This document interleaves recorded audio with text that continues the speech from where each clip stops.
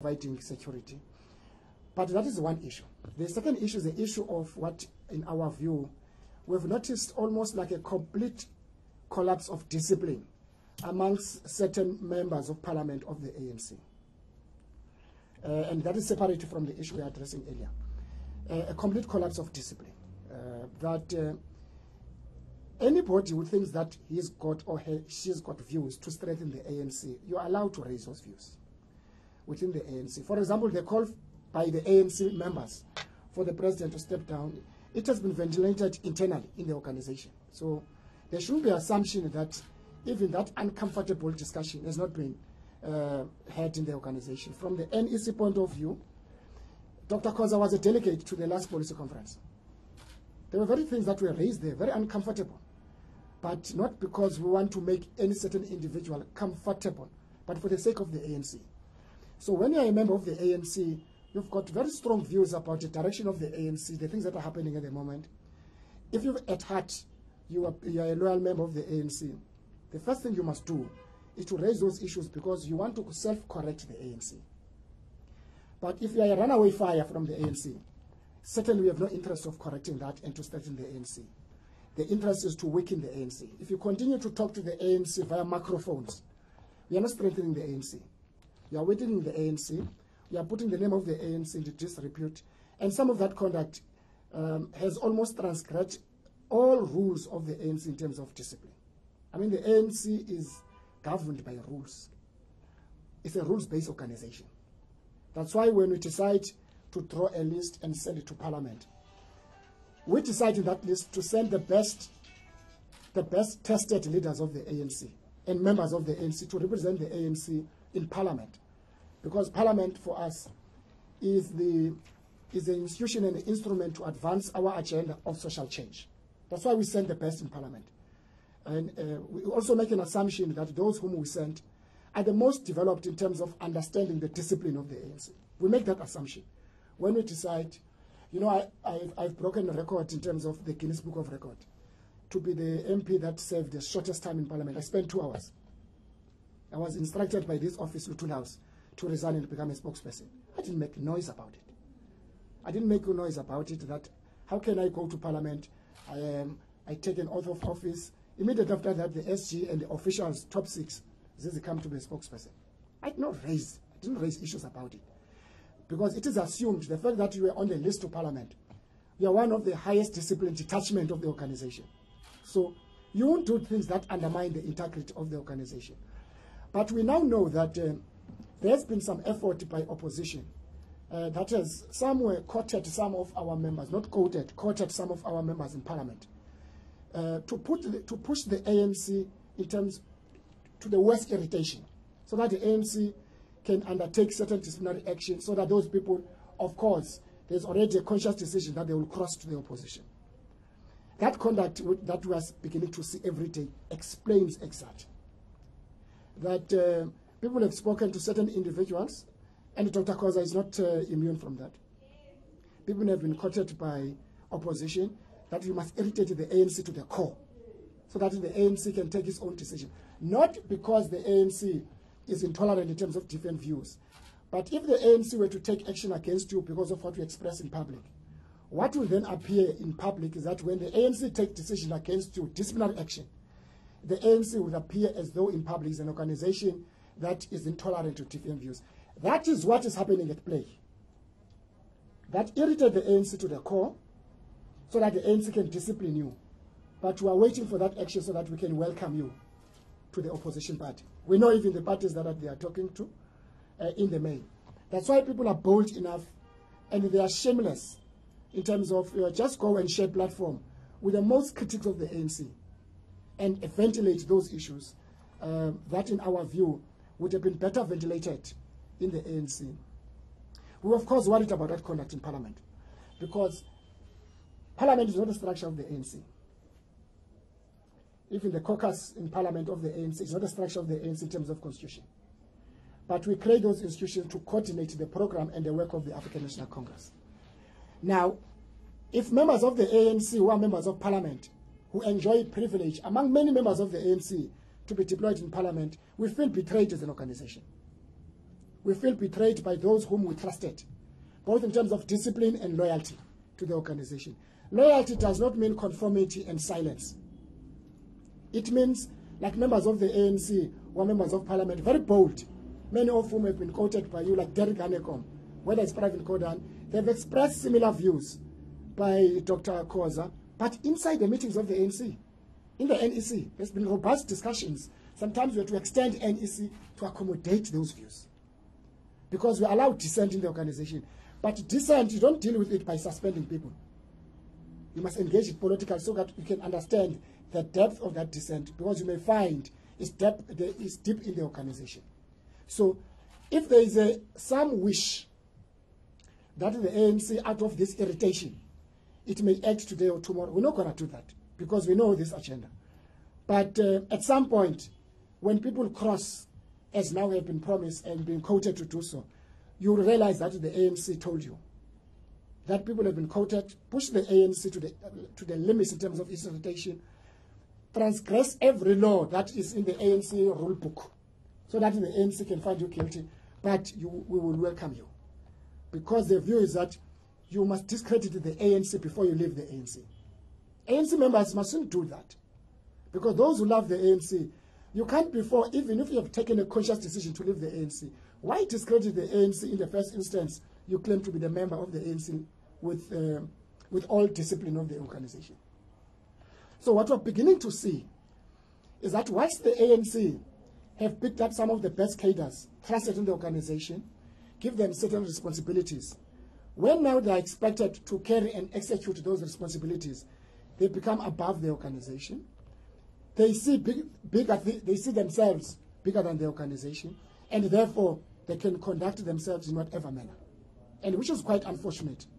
The last point we'd like to make, we are unfazed as an African National Congress.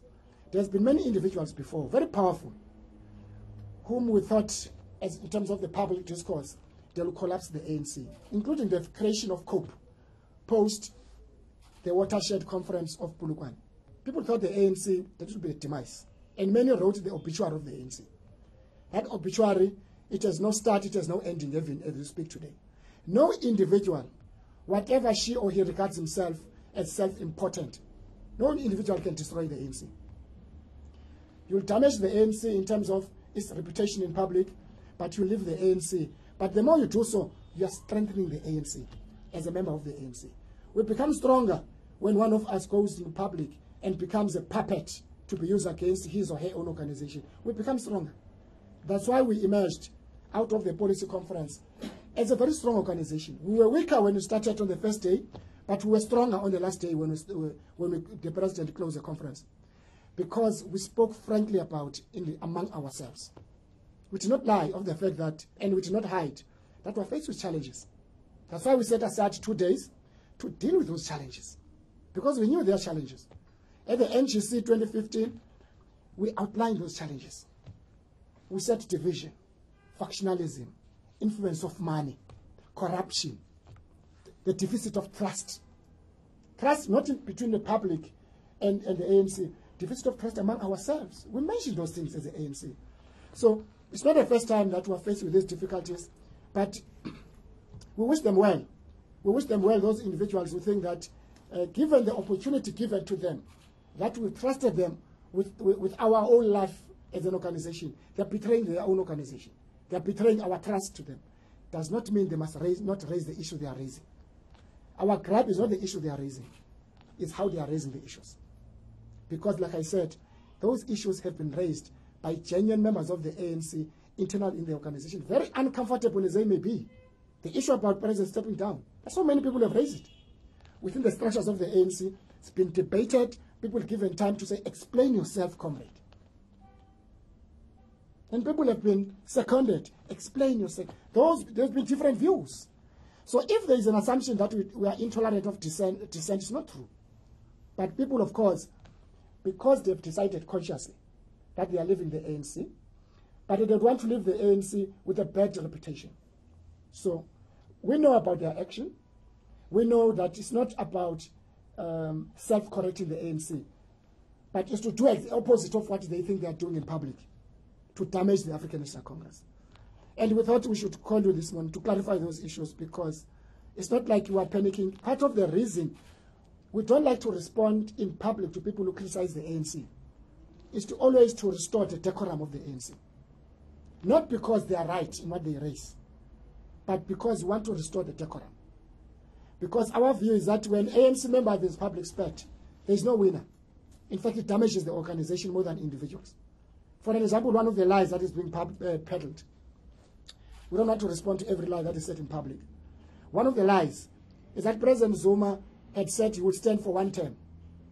And therefore, because of his uncontrollable desire for power, he decided to continue for the second. It is not true. President, yes, did express in one way or another when we started 2009, even 2007, that he would stand, but it was structures of the ANC, including some alliance partners, to persuade the president to stand for the second term in Mangaung. So it's not because of his uncontrollable desire for power. No, he was persuaded by structures against his will, even including the alliance partners, persuaded him that on the basis of an agenda that we adopted in Polokwane of 5 priorities, at the apex of which is education. 5 years was not enough, Mr. President. Let's continue to implement those priorities and see them halfway. So that's why he said, add another 5 years to your presidency. So somebody would think that is an insider of the ANC, may think that Dr. Khoza is right. She's right. No, she's not.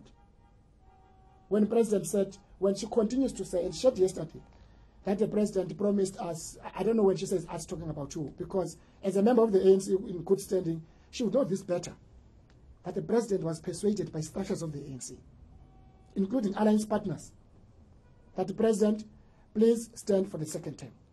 So I'm responding to that lie number 1. I could mention all many lies, but it is not a responsibility again of the ANC to do every time there is a spat about one member or another to respond to them in public.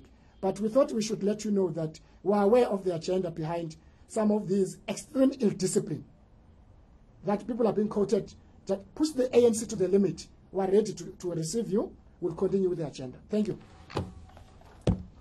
What we make is that, firstly, we now know that the ANC, there's a deliberate act to push the ANC to the limit in terms of its disciplinary code.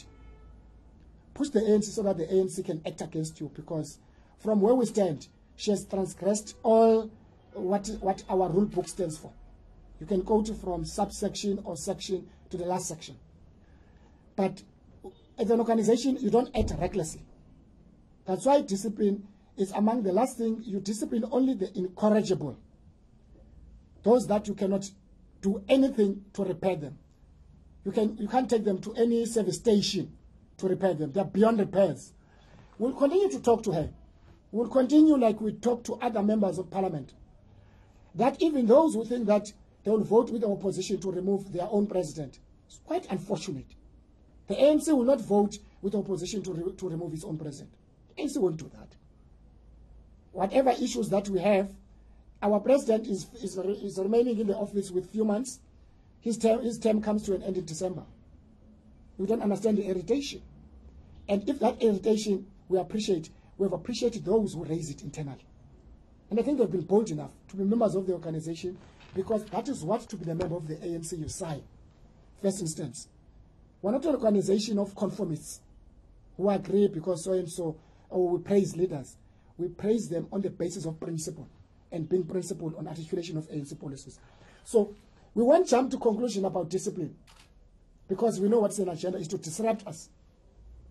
And also there's already a path which has already been smoothed, that from discipline to high echelons in another opposition party. So as a party, as a revolutionary organization, in that context, you don't act recklessly. You watch and observe, and you make political observation. Where is this going to? Of course, should be given platform. By many people who want to see the ANC collapsing. Somebody is calling. Please call me, my love. No, just take this phone. Now you're reading messages that I don't need to see. So we won't take reckless decision, but we are worried about members of parliament who have appropriated themselves to be leaders of the ANC in their own right, and yet they represent the ANC. They've appropriated themselves to be the real leaders of the ANC, They disregard anything in terms of our rule book. But we are making observation. But I can say, without fear of contradiction, whatever decision the Speaker comes to, we'll support it. That's our submission last week.